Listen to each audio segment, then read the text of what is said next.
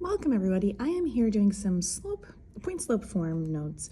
So you can see that we're doing an equation here. This is in point slope form, which means you have a slope given to, which is right here, after the equal sign before the x. And we have a point. So the point are the two values here that we have after the x and after the y coordinate. So I'm just going to zoom in here, a couple of little spots here. So when you're thinking about point slope form, it's important that you realize that the x and y coordinates are always going to be the opposite of whatever you see the sign in front of it.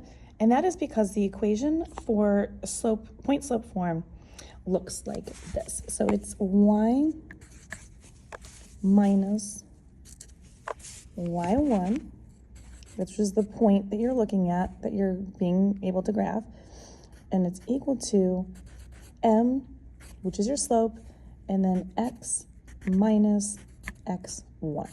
So that is the formula. So when you're looking at the minus signs and then you have a number after it, that number would be positive if it just says minus a number. And if it says plus a number, then that means it's saying minus a negative number, which would be obviously plus. So when we're looking at that, that's one really important thing that you do want to focus on.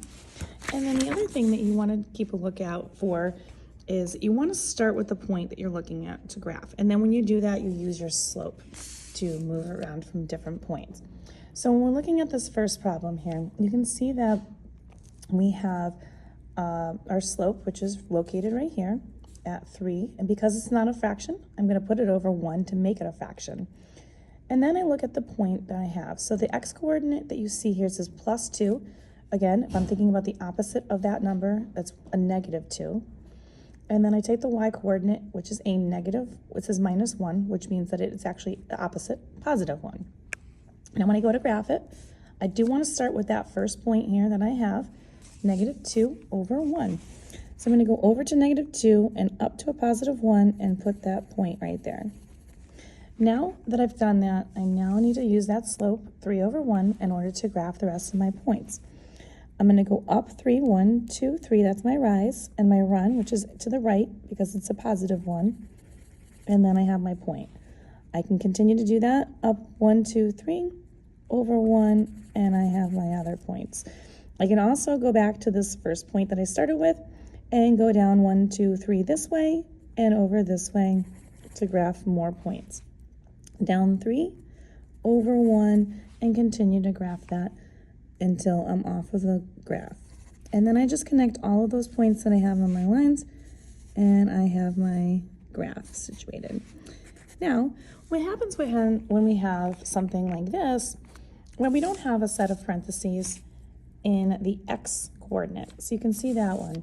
Well, what happens there is you still have that slope, which is the number in between the equal sign and the x, 4/3. But in the case of this, we do have a number after the y. So again, we take the opposite of that, which is a negative 2. That's the y coordinate. But because there's no number after the x, we do then just put 0 there. And again, so when you have no number after the x, and there's no a positive or a negative or a plus or minus after it, then the coordinate is 0 for the x coordinate. Same thing applies when you're looking at this type of a problem here. So we do have an x coordinate, so it says minus 4, so that means it's the opposite, which is a plus 4. And since there is no y plus or minus here, we know that the value for the y coordinate would be 0. And then I would go ahead and graph those points. And again, this is a full view of this worksheet. I will take a picture of this and post it on TikTok so that you can see it. And if you want more questions like this, you can find these on my YouTube channel, Algebra. Check them out under the point slope form section.